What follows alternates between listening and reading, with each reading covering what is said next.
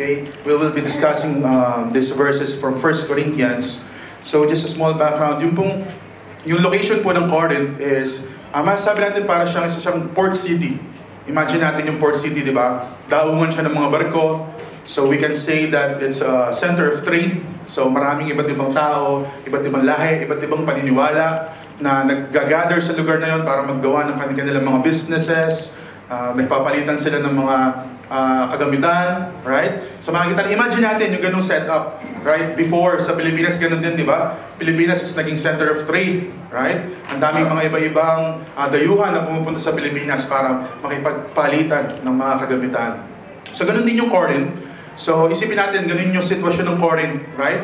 Isa silang port city na iba-ibang lahi, iba-ibang beliefs yung nag-gather doon para gumawa ng mga business nila. And of course, masasabi natin na hindi lang Christianity yung meron doon sa lugar na yon. Amen? So marami din doon mga temples na mga iba-ibang gods nila, mga Roman gods, mga Greek gods. So maraming iba-ibang paniniwala yung nag-gather doon sa lugar na yon.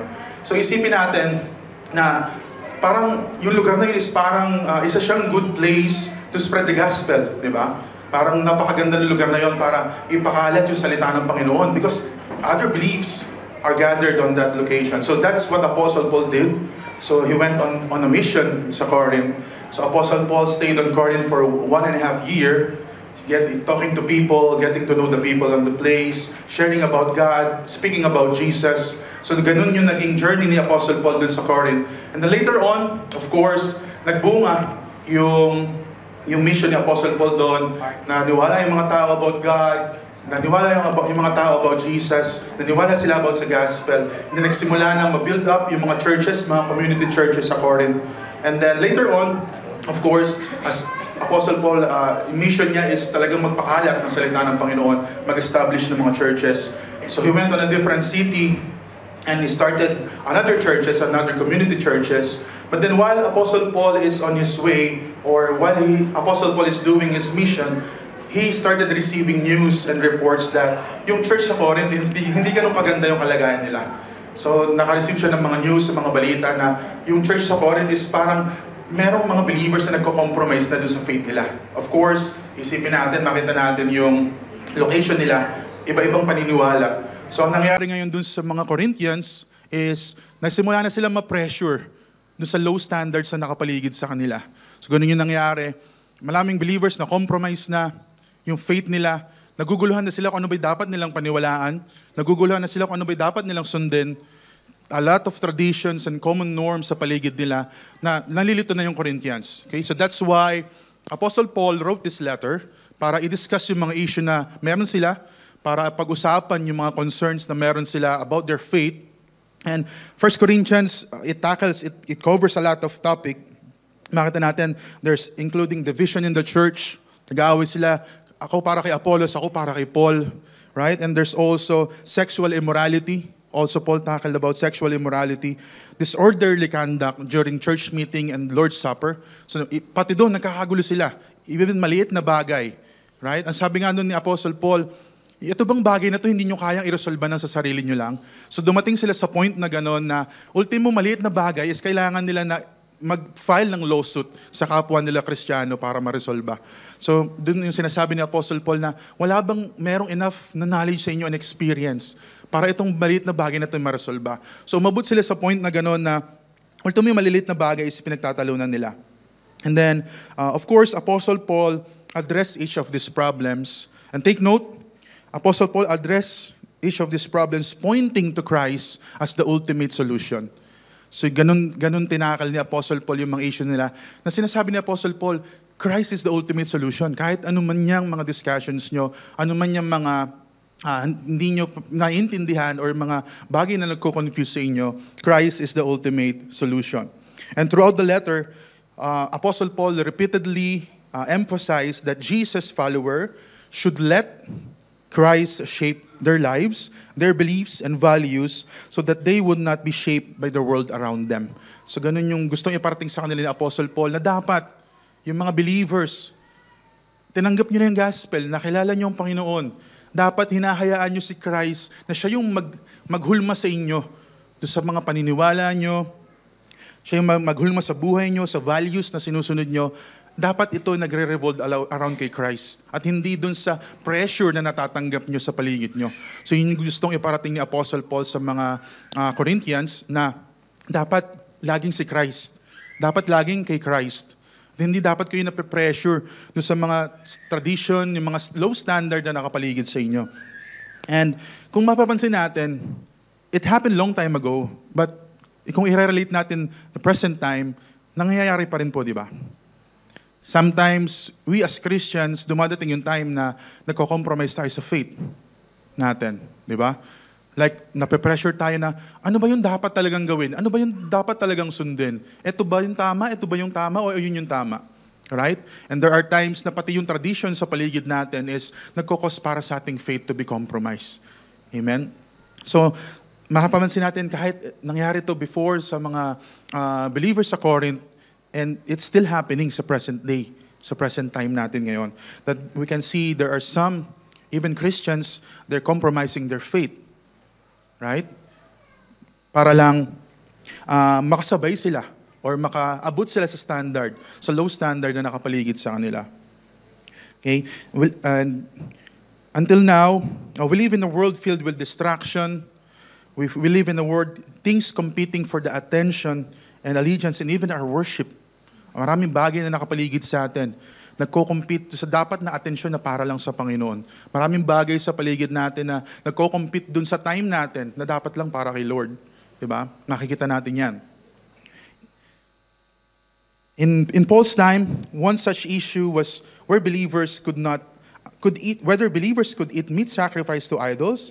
And mapansin natin, tinakal ni Apostle Paul dyan sa chapter 8 na yan, yung discussion nila about the meat na ino-offer sa idols, kung dapat ba nilang kainin or hindi, kung malibang kainin nila or hindi. So tinakal ni Apostle Paul dyan yung bagay na yon.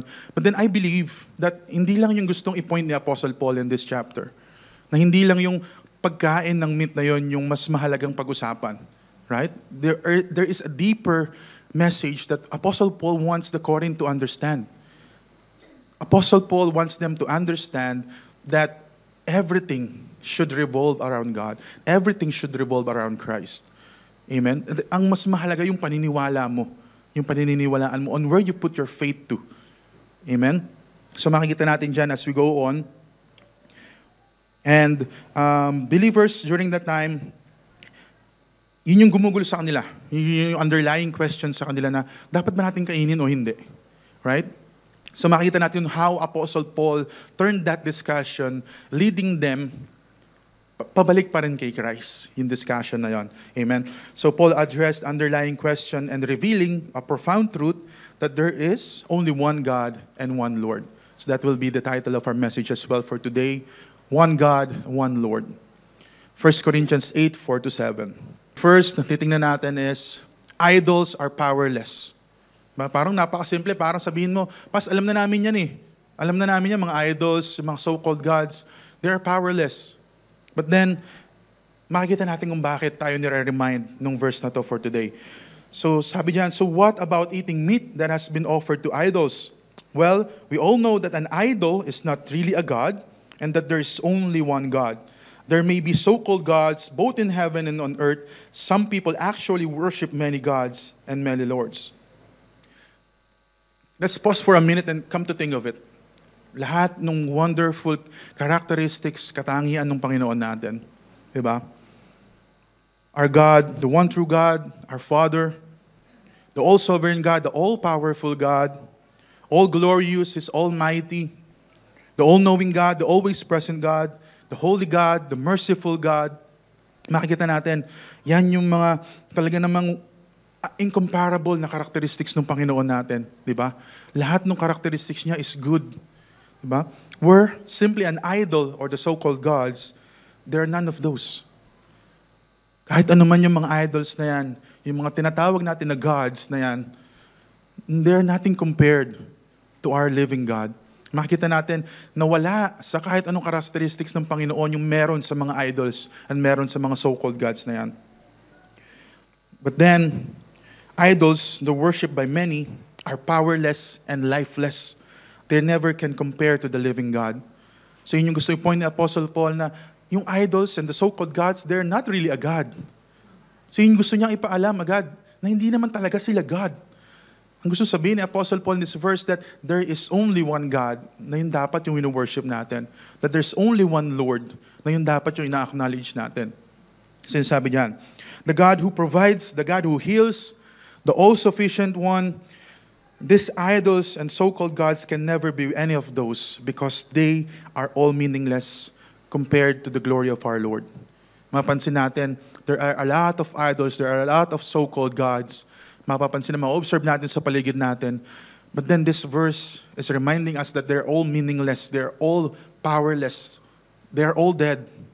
There's only one living God na kailangan nating i-worship. There's only one living God na kailangan nating pagsilbihan. Okay, so-called idols, so-called gods, whether they're physical statue or modern-day distraction, like wealth, power, fame, all powerless. They cannot create, they cannot sustain, they cannot redeem us. Idols, pwedeng maging pera, kasikatan, yung fame na meron tayo, yung convenience na meron tayo, right? Yung statues na meron tayo ngayon, yung katayuan natin sa buhay. It can be a form of an idol sa atin na hindi natin namamalayan. That's what's very dangerous sa time natin ngayon. Dahil hindi lang yung statue na idol, yung nagiging kompetensya ng Panginoon sa time natin and attention natin. But then there's a lot of things na pwedeng maging idol sa buhay natin. Hindi natin namamalayan. Could be yung pera na pala yung nagiging idol natin. We're choosing money, we are choosing our work instead of choosing God.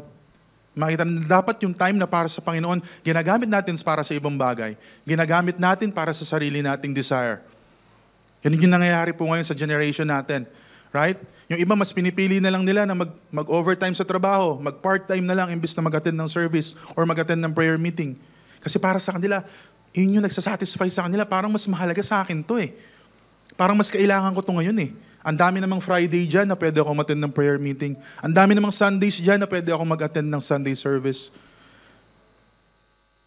But then, kung observe natin yung mga sarili natin, yes, God wants us to work, God wants us to function para masupply yung mga pangailangan natin dito. But then, dapat hindi natin kinakalimutan yung napaka-importanting bagay. Dapat hindi tayo nakakalimot bumalik sa Panginoon. Right? Kung para sa Panginoon, para sa Panginoon. Huwag po natin gamitin para sa ibang bagay. Yes, it may be hurtful to hear kasi lahat tayo dito nagpunta para magtrabaho, lahat tayo dito nagpunta para makaipon, to make a life. But then isipin natin, yung bang mga nakukonsume, mga naiipon natin na pera, yung mga bagay na nakukuha natin, yung mga wealth na na-accumulate natin, paano pag wala si Christ sa buhay mo? It will all mean nothing. Yan po lagi natin tatandaan. Napakaraming time para sa atin. Yan ang lagi natin iniisip. Napakaraming time. But then we really don't know when is the time. Hindi talaga natin alam kung meron pa ba tayong time. Hindi natin alam kung bukas may time tayo. Hindi natin alam kung next week may time tayo. Paano kung nagpa-part-time ka, yun na pala yung time. Right? Napakaraming bagay na mahalaga na kailangan nating i-consider, mga kapatid, when it comes to our faith sa ating pananampalataya. Hindi ko po sinasabi masama mag-part-time. Hindi ko rin po sinasabi na masama mag-overtime sa trabaho. But then if it will compromise your time with God, then doon po yung nagiging masama. No problem. Walang problema kung hindi naman mako-compromise yung time mo na binibigay mo sa Panginoon. Kung makaka-attend ka ng mga gawain, kung makaka-attend ka ng mga gawain para sa Panginoon, no problem. Wala pong problema. Hindi po masama yan. But then kung pipiliin mo yon over yung bagay na para sa Panginoon, doon na po nagiging masama. Amen. Dapat po meron tayong proper na bagay na pagsiset natin ng priorities natin sa buhay natin. Kasi babalik pa rin tayo sa lahat. Everything belongs to God. Mag-part-time ka man o hindi, mag-overtime ka man o hindi, I believe God will still supply you. I believe God will still sustain you.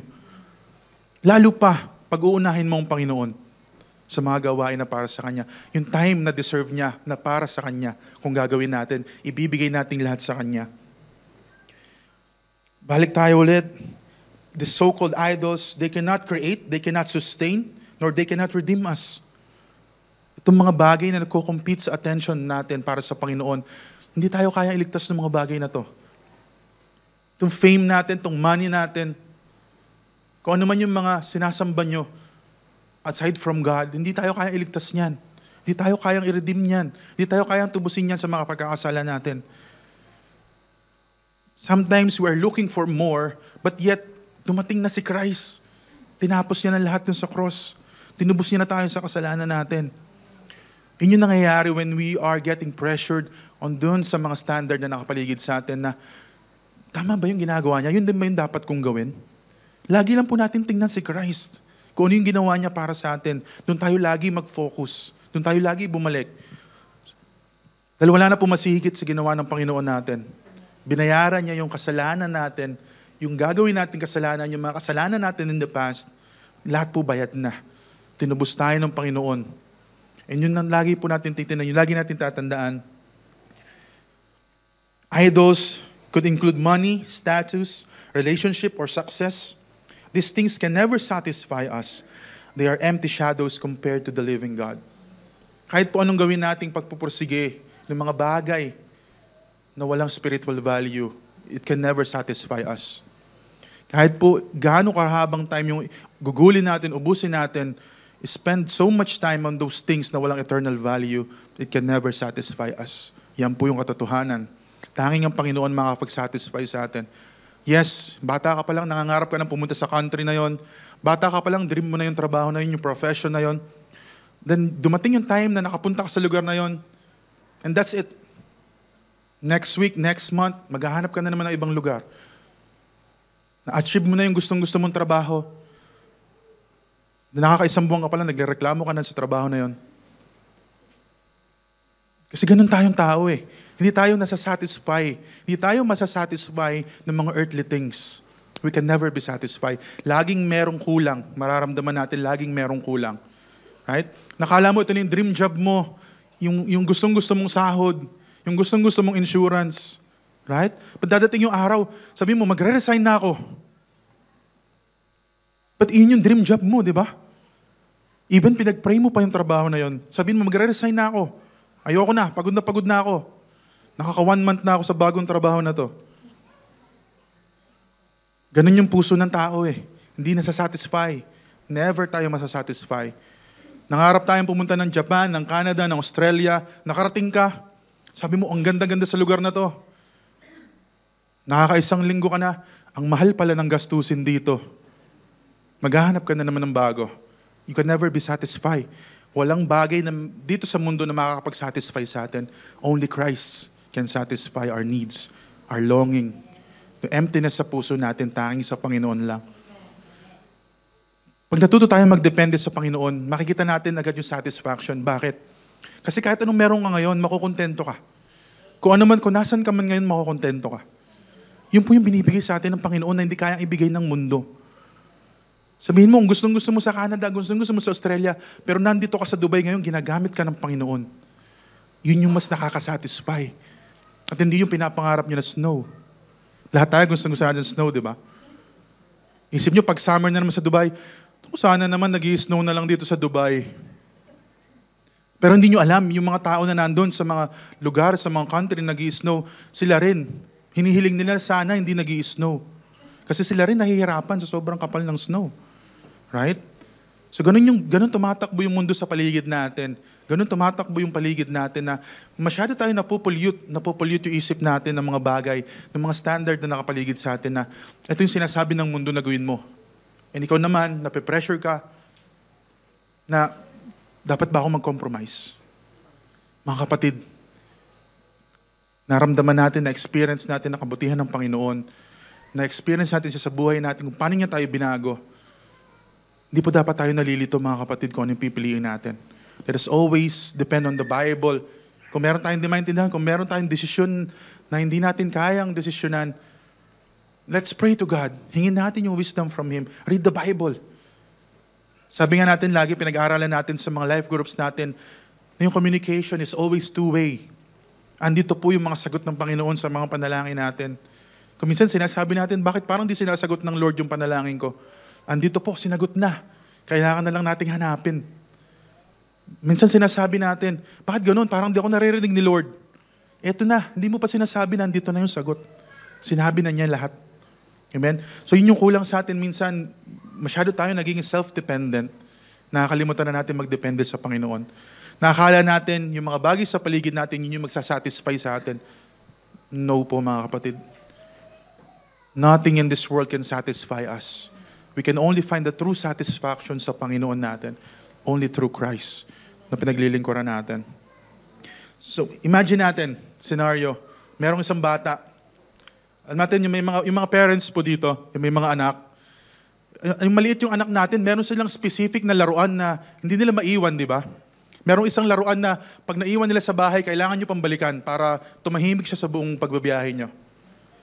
Meron siyang isang toy na hindi niya makalimutan, na hindi siya makakatulog pag wala yung toy na yon. Of course, parang ganun din, para dun sa bata, is yun yung bagay na kailangan niya para mag-survive. Yun yung bagay na kailangan niya para mabuhay. But then, their parents, yung parent ng bata, alam nyo, totoong pangangailangan ng bata, and they're even providing abundantly more dun sa bata na yon. Amen? So same thing with us, mga kapatid. Minsan masyado tayong humahawak sa isang bagay. We may cling to worldly things na feeling natin ito yung kulang sa atin. Masyado tayong humahawak sa isang bagay na feeling natin ito yung makakapagkumpleto sa atin. Masyado tayong humahawak doon sa isang bagay na yon na feeling natin ito yung makakapag-satisfy sa akin. Pag nakuha ko itong bagay na to, tapos na, ito na lahat. Ganun po tayo minsan mga kapatid. But then, let us always remember, Christ is the true source of provision and fulfillment sa buhay natin. Tanging si Christ po mga kapatid. Diyan natin matatagpuan, sa Kanya natin matatagpuan yung totoong satisfaction na kailangan natin. Especially for us, Christians. Sa Kanya po natin matatagpuan yung nag-iisa at katangi-tangi po na fulfillment and satisfaction sa buhay natin. So tanungin natin yung mga sarili natin. What kind of idol competes for your daily devotion with God? Ano ba yung mga idol sa buhay natin na nagko-compete sa daily devotion natin sa Panginoon, pag-worship natin sa Kanya? Could be money, could be your status in life, it could be your career, could be your fame na meron ka, yung resources na meron ka, yung wealth na meron ka. Let us examine ourselves. Ano ba yung mga idols na yon na nagko-compete na sa attention natin na dapat para lang sa Panginoon? Let us examine ourselves. In this world filled with countless distraction and influences, it's easy to lose sight on what truly matters in our faith. Madali po madisalign yung isip natin, yung focus natin sa mga distractions na kapaligid sa atin. So that's why we must practice to center our lives in Christ. Yun po dapat yung araw-araw natin pinapractice, na dapat yung buhay natin nakasentro lang sa Panginoon, na dapat si Christ lang yung sentro ng buhay natin. So we can be free from the distraction of false beliefs, tradition, and system that claim to offer fulfillment, but they cannot. Only Christ can satisfy us. And we can rest on this knowledge that our faith in Jesus is sufficient. Christ is enough. Amen? Christ is enough. Sabihin niyo sa katabi niyo, Christ is enough. Christ is enough. Hindi mo kailangan ng mga diet pills. Pero kailangan mo maging watchful sa mga kinakain mo. Amen, di ba? Hindi mo na kailangan ng mga night cream, mga beauty cream. Pero maghilamos ka naman bago ka matulog. Di ba? Kahit tubig man lang. Hindi mo na kailangan ng mga liposuction na yan, mga operation na yan para patangusin yung ilong mo. Angguluhan mo na lang ng maganda sa camera para magmukhang matangos, di ba? So, mga bagay na yan, when we focus on Christ, makikita natin na yung palang mga bagay na pinoproblema natin, hindi naman pala talaga mahalaga. Yung mga bagay na naging concern natin masyado, hindi naman pala talaga kailangan. Right? When we start to depend on our Lord, when we start to depend on Christ, makikita natin na ito lang pala yung satisfaction na matagal ko nang hinahanap. Ito lang pala yung fulfillment na matagal ko nang inaasam. Right? Ganun po yung nagagawa when we put Christ in the center of our lives, mga kapatid. Yun po yung kailangan natin laging tandaan. That there's only one God, there's only one Lord. Isa lang yung makakapag-satisfy sa atin. Walang kahit anumang ino-offer ng mundo na to makakapag-fill dyan sa emptiness sa puso nyo kundi si Christ. Hallelujah. Let's move on. Christ's supremacy. 1 Corinthians 8:6. Sabi dyan, but for us, there is one God, the Father, by whom all things were created, and for whom we live, and there is one Lord, Jesus Christ, through whom all things were created and through whom we live. Sabi diyan, but for us, sino po yung us na tinutukoy diyan? Tayo, mga believers. But for us, believers, there is one God, the Father, by whom all things were created, by whom all we live, and there's one Lord, Jesus Christ, through whom all things were created and through whom we live. So sabi diyan, but for us. So if you kino-consider mo sarili mo as Kristiyano, tinanggap mo ang Panginoon sa buhay mo, you accepted Christ into your life as your Lord and Savior, you put your faith sa gospel, then dapat naiintindihan natin that there's one God, the Father, and there's one Lord, the Lord Jesus Christ. Wala po dapat ibang nagko-compete sa attention natin, sa time natin, para sa Panginoon. This verse is a powerful affirmation of Christ's centrality sa buhay natin. He is not among many, He is the only one. Tandaan po natin, hindi po siya kabilang doon sa mga tinatawag nilang gods. He is the only God. He is the only one. Nag-iisa ang Panginoon natin, walang katulad. Everything we see, everything we touch, everything we experience was made through Him and for Him. Our very own existence sustained by His power. Even yung pag-exist natin today, dahil lang sa Panginoon. Kung wala ang Diyos, wala tayo ngayon dito. Yung dapat natin ma-recognize araw-araw.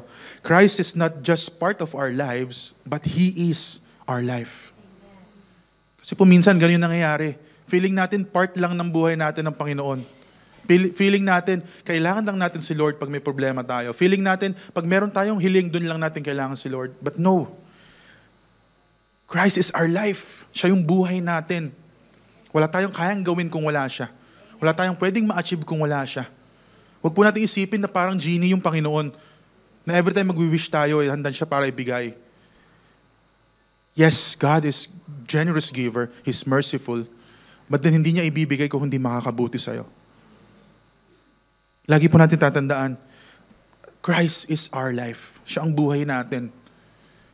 Lahat ng ginagawa natin, magkakaroon lang ng meaning kung ginagawa natin para sa Panginoon. Lahat ng achievements natin, magkakaroon lang ng meaning kung ginagawa natin yung para sa glory ng Panginoon. Doon dapat nagre-revolve yung buhay natin. Hindi natin iniisip na part lang natin si Lord. Part lang ng buhay ko si Lord. Na minsan kaya ko pag wala siya. Na part lang siya ng trabaho ko na minsan pwedeng wala siya pag madali lang yung papagawa sa akin ng boss ko.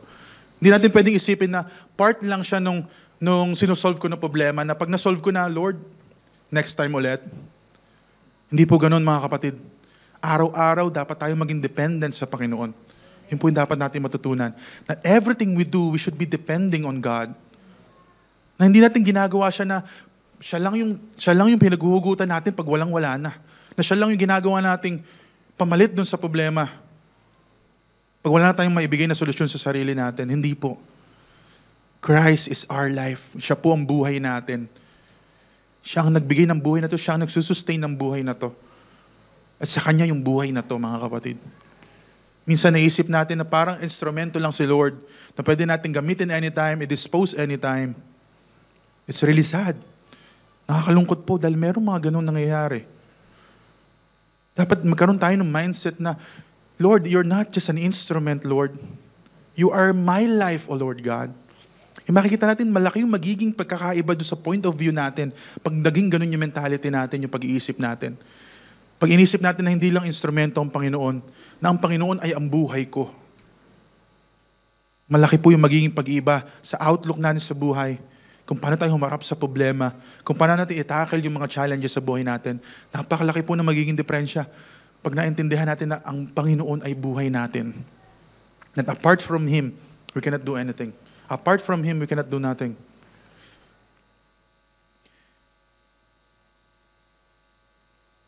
We tend to seek a lot of things that we think can satisfy us. We put our attention to things, to people, to career, but we forgot that only Christ can give us the ultimate satisfaction that we're longing to. We are being reminded sa verses na to, that everything we are and everything we have comes from the Lord our God. Na wala po tayong pag-aari kahit ano.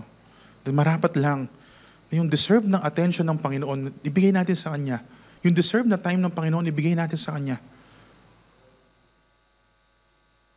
We should remember that Christ is the Creator, our Sustainer. Then in that way, our hearts will be free from anxiety, from fear. We will be free from wrong reliances on worldly things. Makikita natin pag nagsimula tayo magkaroon ng ganong mindset na si Kristo ang buhay ko. Makikita natin, unti-unti natin kayang pakawalan yung mga anxiety na yan. Kaya nating bitawan yung mga bagay na nagpapangamba sa atin. Kaya na natin bitawan yung mga bagay na kala natin yun yung kumukumpleto sa atin. Right? There are a lot of things, worldly things, na dapat nating bitawan. There are a lot of things na kailangan nating iwan. Para saan? Para sumunod sa Panginoon. Minsan maraming bagay naghihinder sa atin para makapag-worship, para iaalay yung buhay natin sa Panginoon. Maraming bagay na nagko-compete sa attention, sa oras na deserve niya. And dapat lang kailangan nating isipin mga kapatid, that there is one God the Father, and there is one Lord, our Lord Jesus Christ, to whom all will live. Na nabubuhay tayo para sa Kanya lang. Hindi para sa mga sarili natin, hindi para sa kung ano-ano man. We are living only for the glory of our Lord Jesus Christ. And we are made for Him and through Him. Ito natin laging tatandaan. And now, as we come to know this truth, we now have the call to a deeper understanding. Sabi dyan, sa verse 7, however, not all believers know this. Some are accustomed to thinking of idols as being real. So when they eat food that has been offered to idols, they think of it as the worship of real gods. And their weak conscience is violated. So isipin nyo kanina, but parang alam naman na namin yan eh. Yung mga statue, yung mga gods and mga idols, alam naman namin na dapat hindi sila sinasamba, hindi sila binibigyan ng time. But then sinasabi sa atin ng verse na to, not all believers know this. Kung minsan iniisip natin, alam na natin, pero hindi natin alam. Minsan ganun yung mentality natin, na feeling natin, alam na natin na yes, alam namin na hindi dapat sinasamba yung mga gods. Alam namin na hindi dapat binibigyan ng time yung mga idols. But then there comes a time in a life na ginagagawa pa rin natin. Diba? Nangyayari po yan, mga kapatid.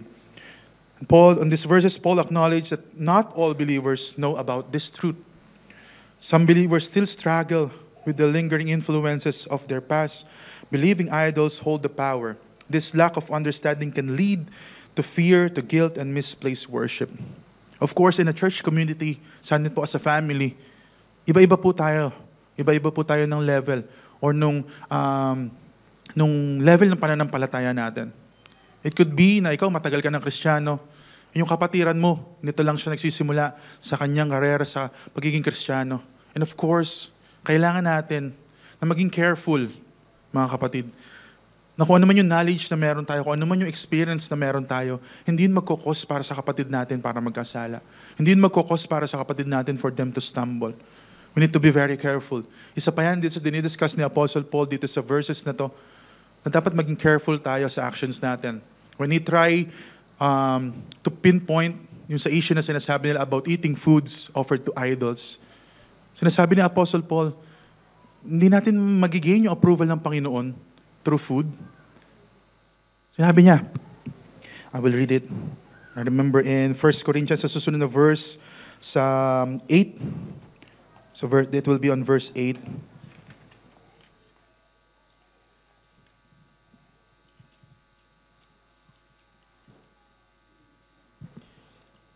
Let me read it to you. Okay, sabi niya dito.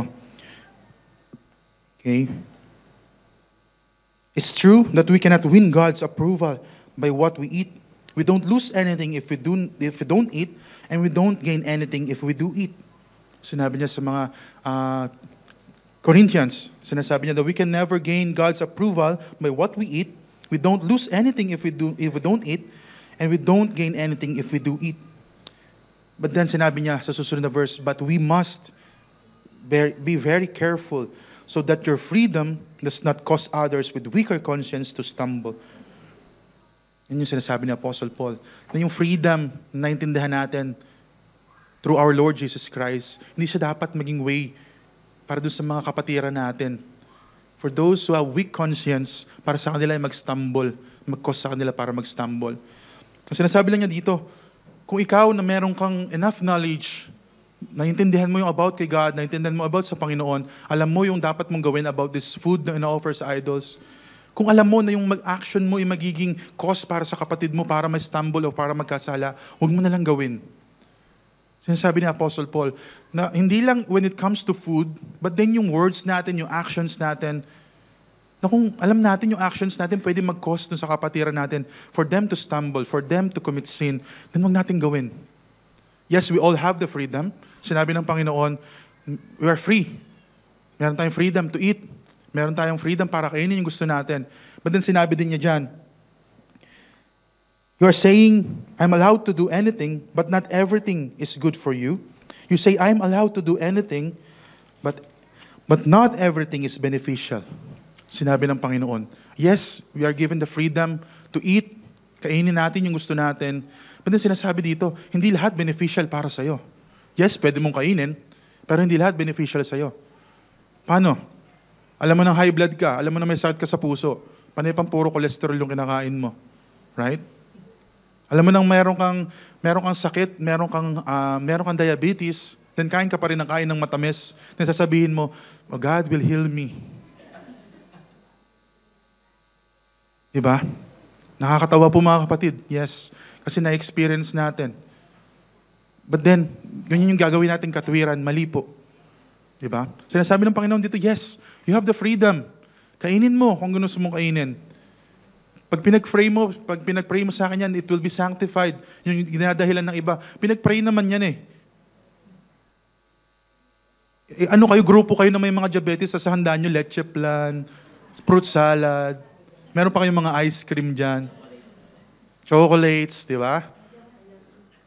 Sasabihin, iinom naman ako ng maintenance ko mamaya. Tapos pag walang pambili ng maintenance, yan na. Pag nagsimula na namang tumibok yung dibdib, ayan na. Right? Lord, patawarin mo ako, Lord.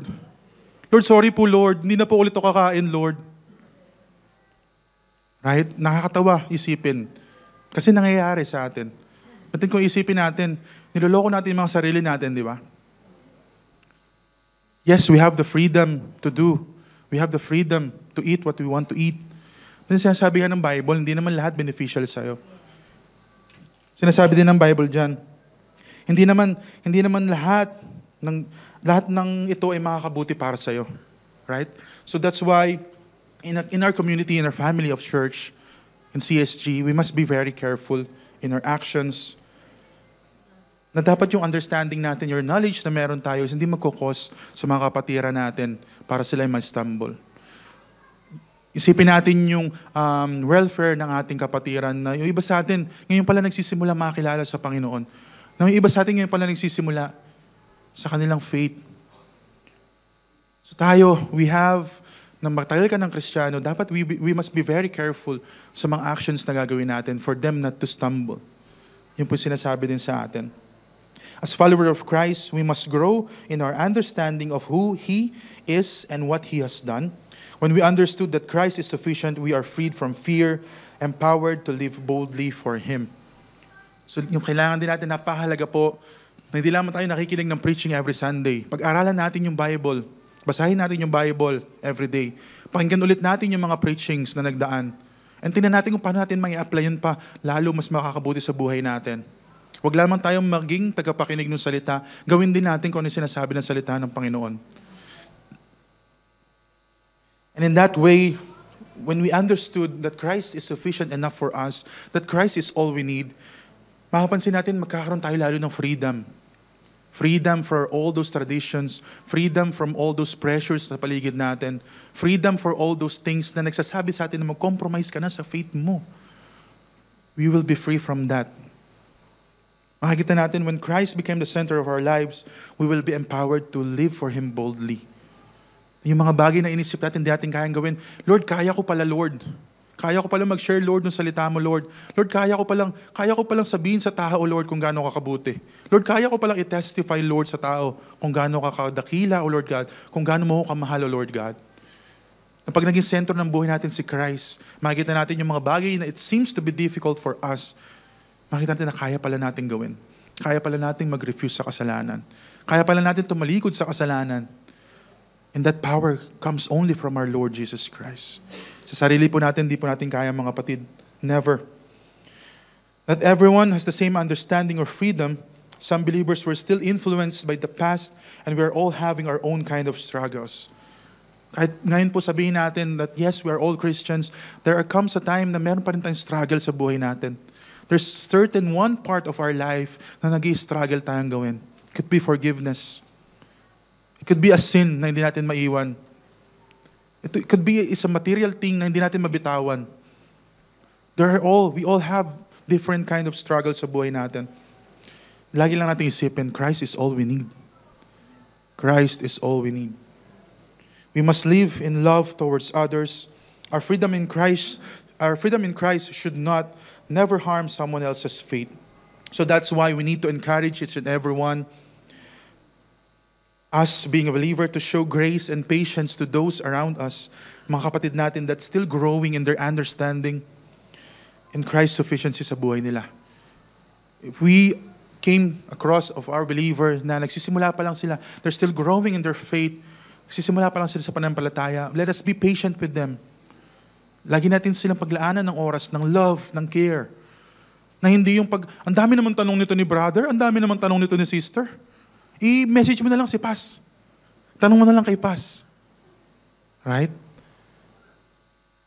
Isipin natin, mga kapatid, ganun din tayo dati. Marami tayong katanungan. Marami tayong gustong malaman, marami tayong gustong maintindihan. Isipin natin paano. Pag yung pinagtanungan natin o yung nakausap natin is nirefuse tayo. What we would feel? Ano mararamdaman natin? Right? May isip natin, hindi naman pala welcoming doon sa church na yon. Hindi naman pala sila friendly. Hindi naman pala sila approachable. Hindi na lang ako magsisimba pala. Meron pa ako narinig before, sayang. Nagsisimula na ako maging interested Nagsisimula na ako maging interested sa faith ko. Nagsisimula na ako magtanong. Magsisimula na ako maging interested about kay Christ. Pero na-stumble ako sa ganito, na-stumble ako sa ganyan. It's very saddening to hear yung mga ganong bagay. Mga kapatid, encouragement ko sa bawat isa, let us all be patient and loving and caring sa bawat isa sa atin. Let us extend yung love na nagmumula sa Panginoon sa ating mga kapatid, especially sa ating mga kapatid. Let us be patient. Huwag natin silang madaliin na it's not over time na mangyayari na gusto mo silang itanggapin si Christ ngayon and then they did not responded well to you, then sasama yung loob mo. Hindi po natin nakokontrol yung mga ganung bagay. All we need to do is gawin natin yung part natin. Let us love them, let us care for them. Share to them the gospel. And si Lord na pong bahala. Sabi nga ni Apostle Paul dyan din sa Corinthians, could be na sila ni Apollos yung nagtanim ng seed. Ang mahalaga kung sino yung nagpapalago ng seed na yon. Right? Lahat po tayo ay part ng church na to. Lahat po tayo ay part ng body na to. Nag-iisa lang yung head natin si Christ. Lahat po tayo merong role na gagampanan. Lahat po tayo merong part na ginagampanan sa church na ito. Huwag po natin isipin na ito lang yung ministry ko. Ito lang yung ginagawa ko sa church. Hindi po. Lahat po tayo nagmamatter sa mata ng Panginoon. Lahat po ng ginagawa natin kung para sa glory ng Panginoon, it matters a lot to God. Huwag po natin isipin, huwag natin i-down yung sarili natin. Na ito lang yung contribute ko sa church, nag-aayos lang ako ng silya every Sunday. Hindi naman ako kamukha ng mga kumakanta, hindi naman ako kamukha ng mga nagpa-participate sa ministry. Ito lang yung ginagawa ko, nag-aayos lang ng silya. It's very important. Very important po yung role natin sa church, yung ginagampanan natin as part of this one body. Sinasabi nga, yung body hindi magpa-function kung puro mata lang. Yung body hindi magpa-function kung puro tenga lang. Yung body hindi magpa-function kung puro ilong lang. Right? So lahat po tayo merong important part na ginagampanan. So let's encourage each and everyone. Let us be more caring, more loving. Extend patience to sa ating mga kapatid that's still growing in their faith. And of course, lahat naman tayo, we're still growing in our faith. Every day sa buhay natin. And let us make them feel yung kind of love na nakukuha natin sa Panginoon.